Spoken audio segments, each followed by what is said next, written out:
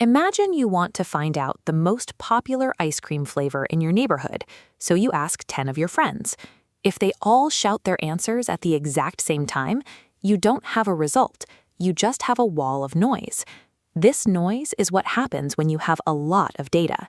Data is simply the information you collect, like a list of favorite flavors or the height of every student in your class. When that information is disorganized, it's difficult to understand what it's actually telling you. A graph solves this problem. It acts as a translation tool that takes those messy lists of names and numbers and organizes them into a picture. Instead of counting through a long list, a graph lets you see the answer instantly. To build these pictures yourself, you will need a few simple materials: a blank piece of paper, a pencil, and 3 to 4 colorful markers. By learning how to use these visual tools, you can finally move past the confusion of a noisy room and start organizing information into a format that makes sense the moment you look at it.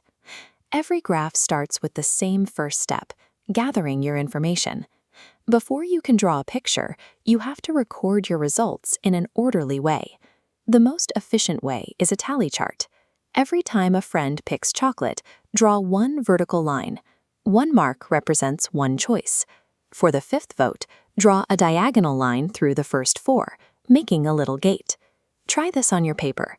Draw 4 straight vertical lines side by side, then use your pencil to draw a diagonal line through them to complete the set. Using these groups of 5 makes counting your final results much faster. Instead of counting every single mark, you can count by 5s: 5, 10, 15, which helps prevent simple mistakes when you're dealing with a lot of information. Once you have your tallies, you can create a pictograph. This graph uses specific pictures to show your numbers. For this example, we'll use favorite fruits.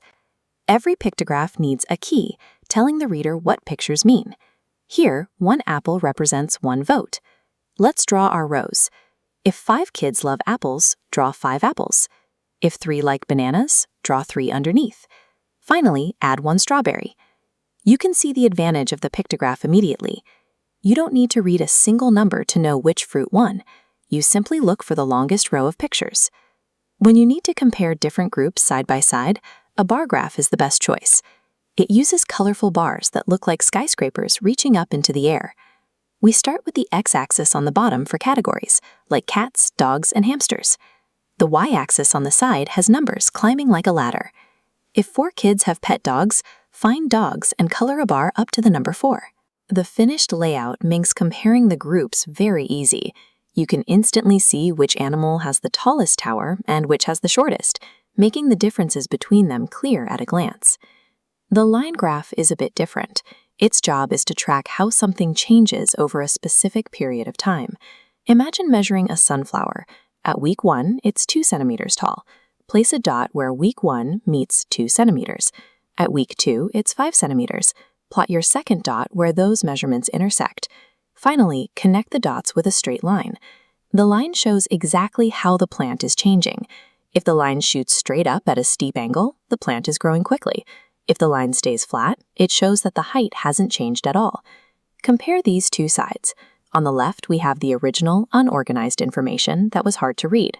On the right, those same facts are now organized into 4 clear, orderly pictures.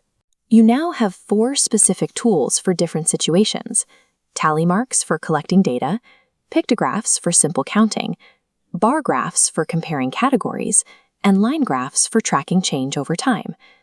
Think about the information you encounter every day.